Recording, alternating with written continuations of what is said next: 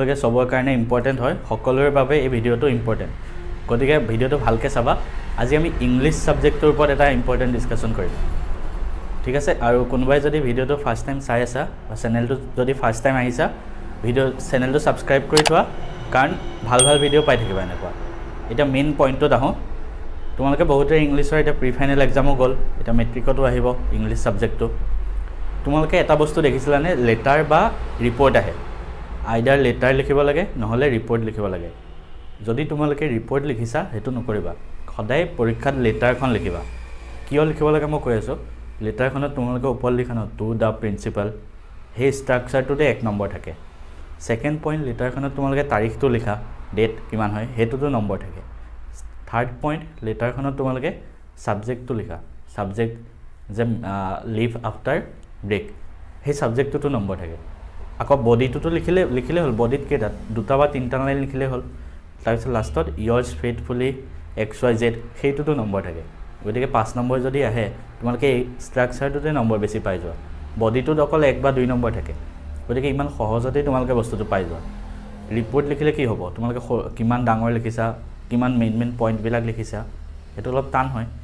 খদাই লেটাৰখন লিখিবা কেতিয়াবা এনেকুৱা কন্ডিশন হ'ব পাৰে যে লেটাৰখন একোৱে নাজানো ধৰা কেনেকুৱা লেটাৰ আহিছে তেতিয়া ৰিপৰ্টটো লিখিবা কিন্তু পৰাপক্ষত খদাই লেটাৰখন লিখিব ট্ৰাই কৰিবা এটা ভিডিঅটো একদম লাষ্টলৈকে চাবা মই তোমালোকক কেখনমান ইম্পৰ্টেন্ট লেটাৰ কেনেকৈ লিখে দেখাই দিম ঠিক আছে একদম ধুনিয়া মই নিজে লিখি পেলাই তোমালোকক দিছো গোটেই ভিডিঅটো চোৱা আৰু কোনোবাই যদি ফাৰ্স্ট টাইম চেনেলটো চাই আছা সাবস্ক্ৰাইব কৰা আৰু যিমান পাৰি শেয়াৰ কৰা কাৰণ তোমালোকৰ বাবে এনেকুৱা সো প্ৰথম লেটাৰখন আছে write a letter to the principal of your school for seeking leave after break time মানে break time পিছত লিভ বিচাৰি আবেদন জনোৱা ইয়াত যিবিলাক লেটাৰ যিকেখন মই পঢ়াইছো গোটেইখনে ইম্পৰ্টেন্ট হয় আৰু ফাৰ্ষ্টতে কৈছো কাৰবাক যদি পিডিএফ টো লাগে তোমালোকে সিম্পলি ডেসক্ৰিপচনত যাব পাৰা তাতে পিডিএফ টো পাই যাবা কিন্তু মই ইয়াত বুজাই দিছো কেনেকৈ লিখিব লাগে গতিকে এই ভিডিঅটো চাই লোৱা কমপ্লিট পিডিএফ টো পাই যাবা ডেসক্ৰিপচনত সো কেনেকৈ লিখিবা সদায় ওপৰত এটো লিখিব লাগিব টু দা প্ৰিন্সিপাল নিজৰ স্কুলৰ নামটো লিখি নিদিবা xyz স্কুল বুলি লিখিবা যাতে কোনো গম নাপায় এনেকৈ লিখিবা এটো প্ৰপাৰ ফৰমেট হয় তাৰপিছত ডেটটো দিব একদম নাপাহৰিবা ঠিক আছে ডেটটো দিবই লাগিব ডেটটো তোমালোকে নিজৰ এছএছএলসি ডেটটো দি দিবা তেতিয়া ভাল লাগিব এটো আৰু এটো দিলে তোমালোকে 1 বা 2 নম্বৰ পাই যোৱা ধুনিয়াকে তাৰ পিছৰ মোস্ট ইম্পৰ্টেন্ট পইণ্ট হল এটো সাবজেক্ট দিবই লাগিব seeking for leave after break time এটো সাবজেক্টটো নিদিলে মার্কস কাটি দিব এটো এড্ৰেছ ডেট সাবজেক্ট মনত ৰাখিবা তাৰপিছত নরমাল লিখিলে হল sir with due respect I beg to state you that I want to leave the school after the lunch because of a family function at my home today is my elder brother's marriage day so therefore I request you to kindly grant me leave for half day I will be forever grateful to you for this হগল ধুনিয়াকে লিখি দিছা তাৰপিছত yours faithfully name লিখি দিবা abc ধৰা নিজৰ নাম লিখি নিদিবা abc বুলি লিখিবা ক্লাস 10 এই তলত যে এটো লিখিছা এটোটো 1 নম্বৰ থাকে সো আৰু বডিটোত 1 বা 2 নম্বৰ থাকে তেনেকে মাৰ্কস দিয়ে গতিকে ইয়াত যি লিখিছো এটা বস্তু স্কিপ নকৰিবা সব এনেকে লিখিবা যদি তোমাৰ প্ৰিন্সিপাললৈ লিখিব দিয়ে ঠিক আছে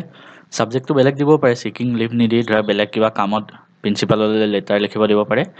বস্তুখিনি একেই হ'ব ইয়া ভিতৰৰ বডিটো বেলেগ হৈ যাব ঠিক আছে নেক্সট লেটাৰখন চাইছো এখনো আহিব পাৰে ইম্পৰ্টেন্ট কি আছে write a letter to the editor of a local newspaper telling about the frequent load shedding ৰ ওপৰত একে ইয়াত এটো মেইন এখিনি দিবই লাগিব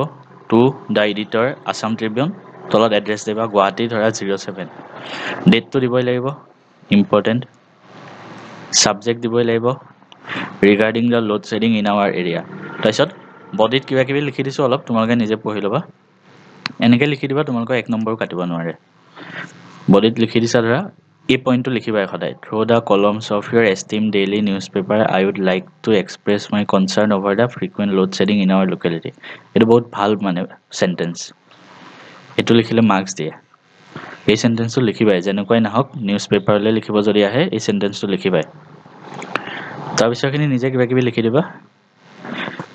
তাৰ পিছত লিখিবা এইটো সেন্টেন্সও লিখিবা I will be highly grateful to you if you kindly publish this in your newspaper এইটো ইম্পৰ্টেন্ট এইটো সেন্টেন্সটো লিখিবা এইটো লিখিবা thanking you in advance yours faithfully ABC নাম নেলিখিবা এড্ৰেছ লিখিবা এইটো এড্ৰেছ লাগিব ইয়াত ঠিক আছে আগৰটোত এড্ৰেছ নালাগে প্ৰিন্সিপাললৈ লিখাটোত ইয়াত ক্লাছটো দিছো ইয়াত এড্ৰেছ লাগিব ইয়াৰ পিছৰখন আছে write a letter to your friend telling him about your exam preparation মানে পৰীক্ষাৰ কাৰণে কেনেকৈ প্ৰস্তুতি চলাই আছা ফ্ৰেণ্ডলে কেনেকৈ লেটাৰ লিখে সেই ফৰমেটটো ইয়াতে পাবা ঠিক আছে ফৰমেটটো ইয়াতে পাবা ফ্ৰেণ্ডলে যেনেকৈ লেটাৰ নিলিখে এনেকৈ লিখিবা সদায় ইয়াত যেনেকৈ লিখিছো সদায় ওপৰতকৈ লিখিলা ৱাৰ্ড নম্বৰ 2 তেজপুৰ আসাম 784001 এইটো তোমাৰ এড্ৰেছটো যোনে পঠাইছে সেন্ডাৰছ এড্ৰেছ ঠিক আছে যোনে পঠাইছে তাৰ পিছত এখিনি লিখা আছে কিবা কিবি তোমালোকে পঢ়ি লবা তোমালোকে পিডিএফ টো পৰা পঢ়ি লবা ধুনিয়াকে লাষ্টত লিখি দিবা yours loving friend this one তাৰ পিছত write a letter to your father for requesting money ফাদাৰৰ কাৰণে কেনেকৈ লিখে সেম এড্ৰেছটো লাগিব ওপৰত তাৰ পিছত ডেটটো ইম্পৰ্টেন্ট তোমালোকে এটা কথা মন কৰিছানে ফ্ৰেণ্ডলে যেতিয়া লিখে আৰু